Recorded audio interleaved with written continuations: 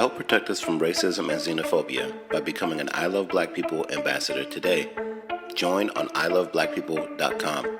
No matter where you are in the world, join us today and get access to the I Love Black People network. Special thanks to Banneker Communities.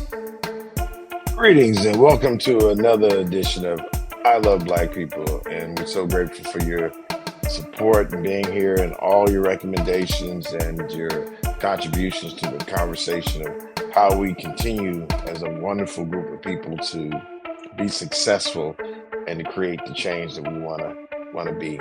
With that being said, we've had quite a bit going on, and one of those quite a bits is the U.S. Presidential elections, as we saw that our courageous, amazing, dynamic, wonderful sister, Vice President uh, Kamala Harris, did not successfully win the seat of the U.S. president. It was definitely something that many were counting on, fellow Howard alums, HBCU graduates, Black folks in general, and our alleged allies. I say alleged, I'll be candid. A lot of folks didn't show up because of particular issues, and I just want to say out loud, Black communities have had particular issues, and we're able to weigh the pros and the cons and support a number of different candidates from a host of different backgrounds. And I think the Black community has been really an example of how to collaborate in so-called intersectionality. And the return on those efforts are oftentimes void or empty or short. So I just want to say again, as I've seen different people comment on what reasons why Kamala didn't win, I tell people the fundamental bottom line is that every electoral competition involves a campaign, and that campaign is what determines if it wins or loses. She, again, at the last minute, was able to say yes and was willing to, jeopardize her political career, and in a way that really, if you think about and study what she was willing to do with all the work and the body of work she had created, I mean, for decades now, all the way up till she was again senator and of course now vice president, in a situation with a president that was ailing, that's been sick, and then at the very last minute, with like 3 months left, be willing to accept the nomination. And then with all the conversations about primary and not primary, again, these political parties control their rules. Uh, when people start talking about who's running for the Democratic Party, Republican Party, that's not a federal or government function. That's a party function, and people have never had a problem with going along. Well, not problems. I'm sure there's been problems, but there have always been changes and issues with different rules. But once the issue has been settled, almost always people move forward. And if they don't move forward, it's normally a particular agenda that they're trying to meet. But in this case, with 3 months left, and you have a ailing president who, by all standards of competency, is nearing the end of his career, she stood up and still was willing to fight the good fight, and that should be respected.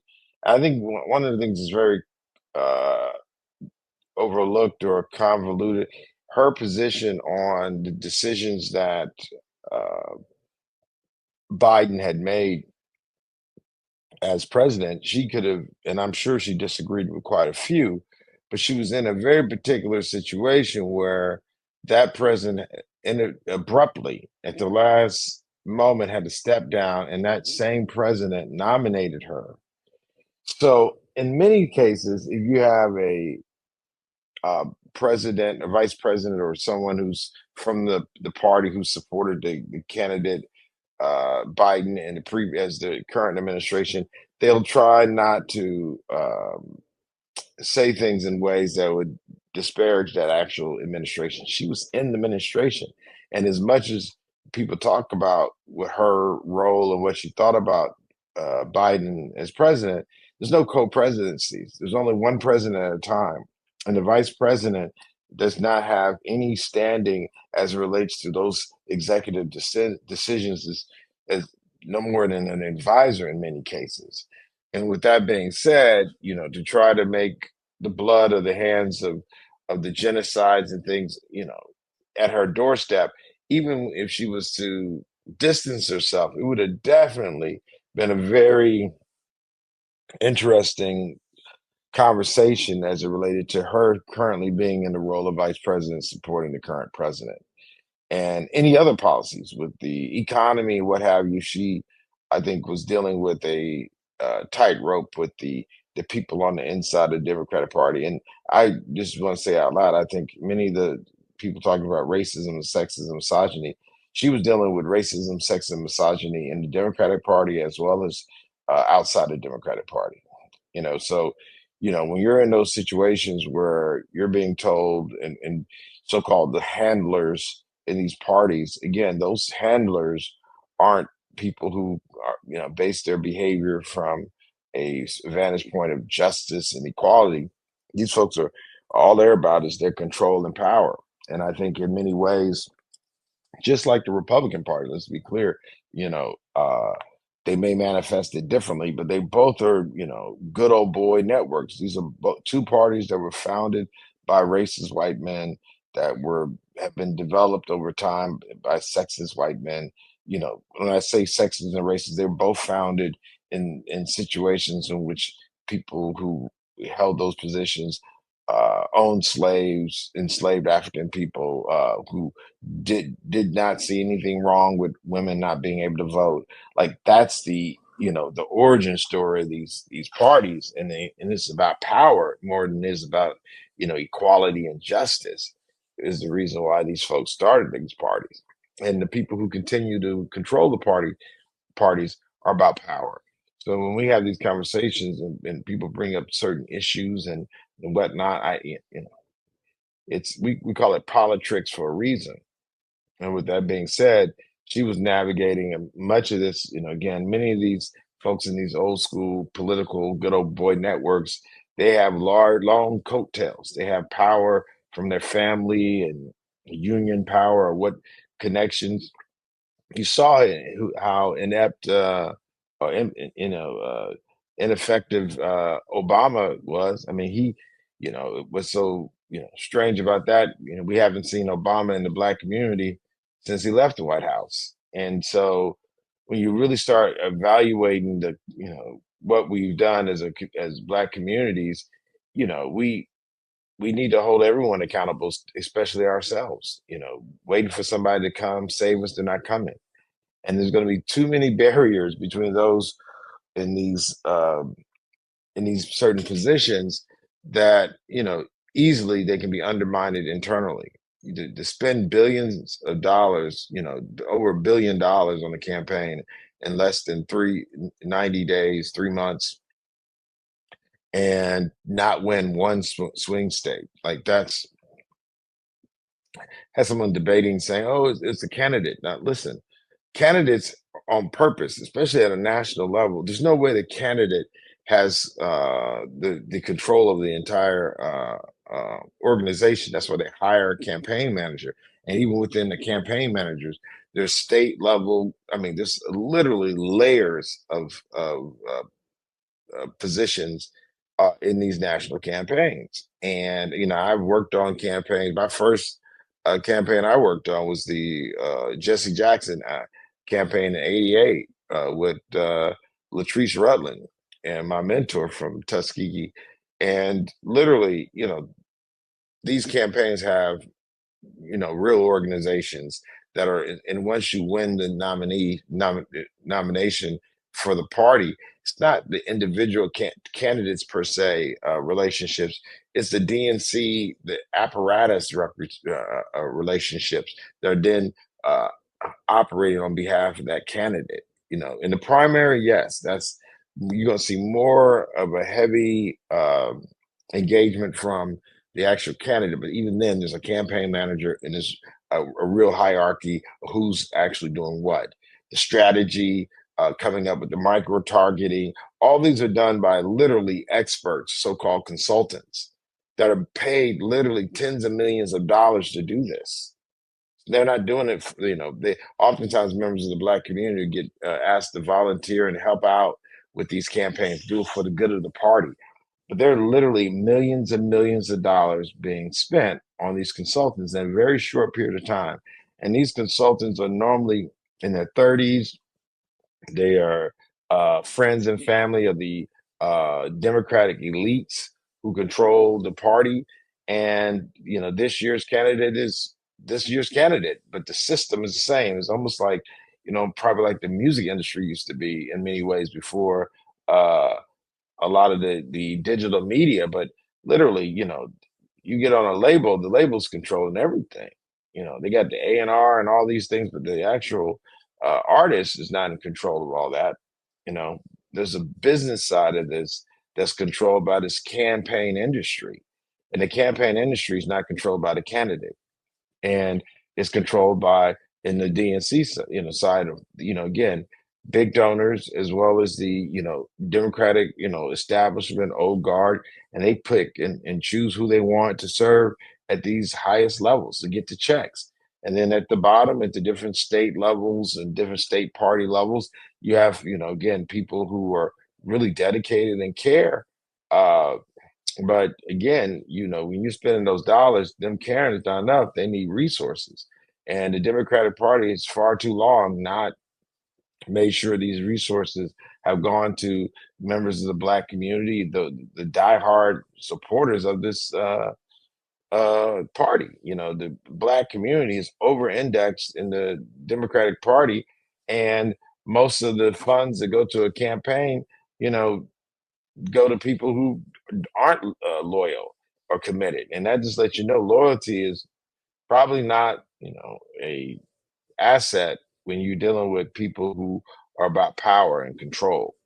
They'll exploit your loyalty for their own individual gain. So I think we need to be very clear about this. And I think it opens up a lot of the things we learned from the Jesse Jackson days. Again, Jesse was, kicked the doors down, said enough is enough. Many of the local party members were Black people who never had an opportunity to hold a title. It was, again, almost like a Democratic Party plantation where there was literally folks in the field and folks in the house. And there was certain treatment that was done, not based on ability or meritocracy, but proximity to power and control. And again, you see that manifest because even after Obama left office, fast forward from the Jesse days, now you see how, when Jesse, let me just say another way, when Jesse started off, it was just trying to get Black folks registered. And we didn't really talk about how, he ran first in 84. So you say 88, literally his campaign probably was the most on the ground. And again, he wasn't the first Black person, of course, to run, but he was probably the most successful Black person to run up until that time. There was even mention about making him the vice president candidate. And then in 88, he got tricked a little bit by the Clintons, was it, or 92. And so, there's a lot of things that have been real, interesting on how our road to political power in the United States has been, derailed in some points or distracted. But we need to be steadfast that the whole purpose of our involvement in politics is about the uplifting and liberation of our people. I think sometimes people get involved or don't understand. They see all the politics, meaning all the moving around, but lose sight of what the mission is.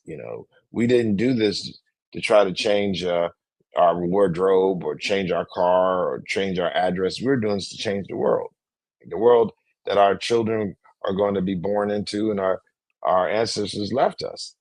We have an obligation to that. And sometimes folks get so caught up in the transactional parts of the politics that they lose sight of that mission. And so we fast forward to Obama, where we literally have done probably one of the best amazing jobs as a community in registering to vote in such a short time. Again, uh, the different demographics in this country on the backs of of Black demographic have gotten the rights that they have right now. You know, the fight for the franchise for Black women didn't end in 1919 because Black women still couldn't vote. You know, literally the liberation of people's enfranchise happened on the backs of the civil rights movement led by the Black communities. So it's one of those, if you talk about immigrant populations, any population, on the backs of Black people, our sacrifice.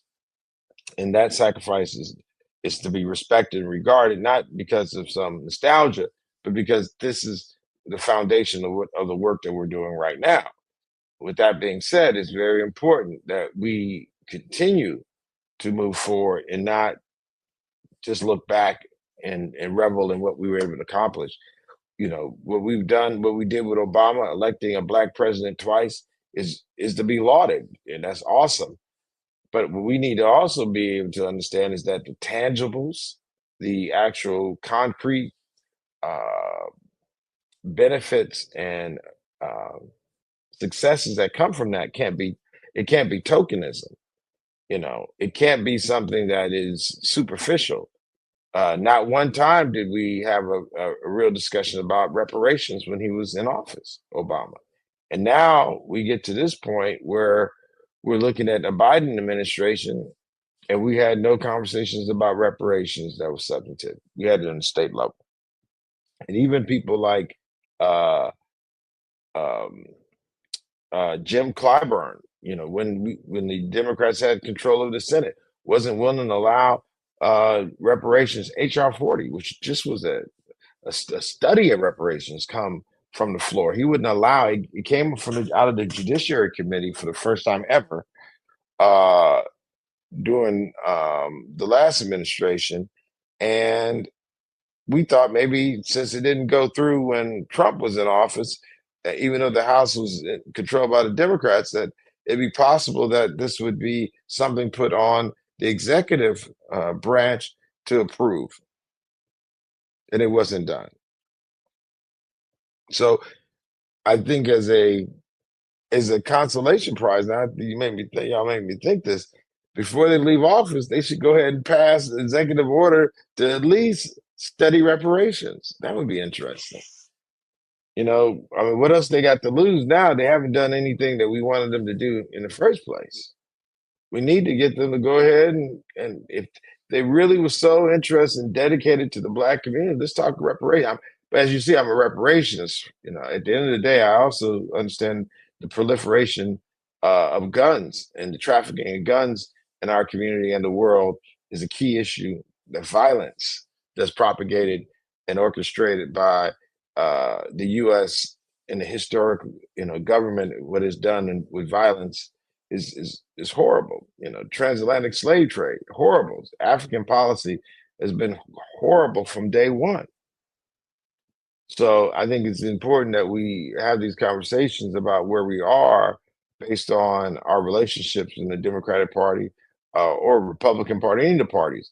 Again, I don't think we're not going to party our way out of this. I think some people think that. Some people think, and back when we were younger in Washington D.C. under the leadership of Kenry Hughes and Rick Malachi and others, we were part of the Nick Ames, we were part of the Umoja Party in Washington D.C., a Black-led party with Umoja, with a Swahili name about unity.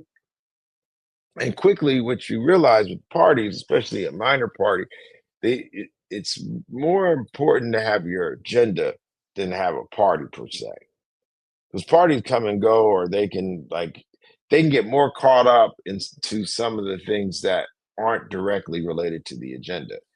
Now you got people running for office within the party for positions, they're fighting over those positions.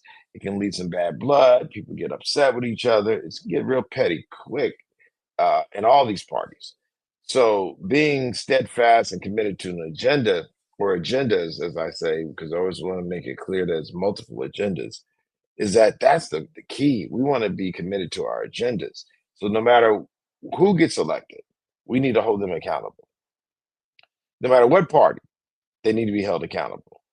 That's why, some of the things that happened here when they said that some of the Arab communities didn't turn out for Kamala, it was one of those things where there there's been a genocide on black people in America since its inception, where they literally, especially since the enslavement ended, that they saw our population as not being as desirable as it was when literally they could own us up from the US government. So the protections of our bodies and who we are, we've always been in a situation where that wasn't protected. And in spite of all that, we still have voted and participated in elections. In spite of the police, the prison industrial complex, the drugs that are put in the community, all these attacks, chemical, biological attacks against our community, we still participate. In this case, you see that Trump won Dearborn, Michigan. You're like, wait a minute, this is the guy with the Muslim ban. But I heard people say, well, you can't tell folks that the lives of their children, look, the lives of my children mean something. Now, what time is it now? When Trump was in office, what did he care about the lives of my children? And you might say, what does Kamala? Kamala definitely cares more about my family than Donald Trump cares. Full stop. That's not a question to me. But yet you see how this thing about collective working together with different communities can get real weird quick. Even white women, disproportionately supported Donald Trump. Like this is like a crazy situation. Is with this man being a literal misogynist, sexist, in many ways convicted of doing horrible things, mostly to white women. Yet all the votes.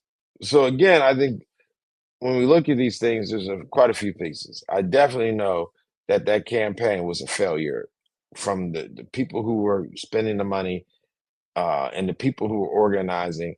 Horrible. We had a most amazing candidate. There was no reason why that historically amazing candidate. There's no reason that candidate couldn't win at least one swing state or two or three or four or five, six, seven. That's just that campaign was horrible. Now, I will say, under the circumstances, not having enough time because it was at the last minute, she was heroic and willing to stand up and risk her political career at the last minute. It definitely could have been done better for her sake. She did what she raised $1 billion in one quarter. I mean, that was some of the most prolific things that a candidate does. Candidate stays out there and raise the money. It was the job of that campaign to take those resources and put them to good use. And it's clear that wasn't done. Two, the constituencies that have benefited most from the Democratic Party were the ones that betrayed her the most. Black people came through, salute, as we always do. But, again, Latino men, like, are you kidding me? Like, that doesn't make sense. It doesn't make sense when I say I'm talking about the opportunity to even be a Latino man has come with people fighting the Republican Party by and large from even allowing them to be citizens. Now someone becomes a citizen, they close the door behind them. Okay, I hear you.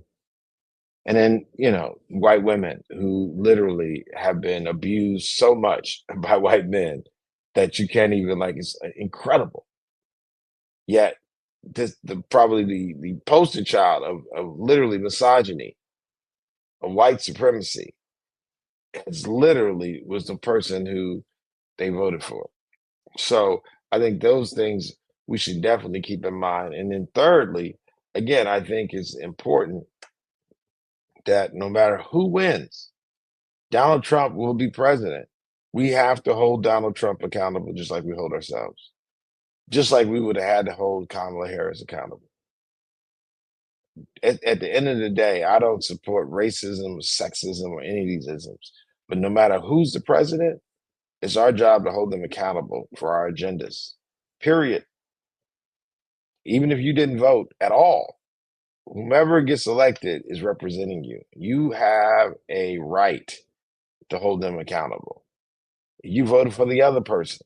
You don't have to like Donald Trump to hold them accountable. Let's talk about that. People talking about who they don't like, what they're gonna do. Listen, that all those things could be true and definitely are, but you still hold them accountable. People that you like, hold them accountable. People think white supremacy is based on people being called names. Some of the people who have a white supremacist ideology where they elevate one group of people and discount another group of people, those people come in all shapes and sizes. Black folks, all folks can have an ideology that's problematic. If you watch what white women did as it relates to supporting Trump, obviously they had no problem with the sexism he participated in. If I say that correctly, it's important that we do what we can to make sure that when we work hard and support our agenda, not the different people, but us supporting our agenda, that our agendas, that's our key. And we have the opportunity to make sure that no matter what happens with these elections, that we hold accountable all those people who stand before us and make sure they do what's right by our communities. So again, thank you so much for your support. Make sure you download the I Love Black People app. So important to keep us organized. Download the I Love Black People app. iloveblackpeople.com/app, or go to the Google Play, or go to the Apple Store and get your I Love Black People app, so we can keep organizing and building a global safety net to protect us from the harms and humiliations of racism and xenophobia. And with that, as I always leave you, I am because we are. Thank you so much for being you, and continue to dedicate your life to our communities. Help protect us from racism and xenophobia by becoming an I Love Black People ambassador today. Join on iloveblackpeople.com. No matter where you are in the world, join us today and get access to the I Love Black People network. Special thanks to Banneker Communities.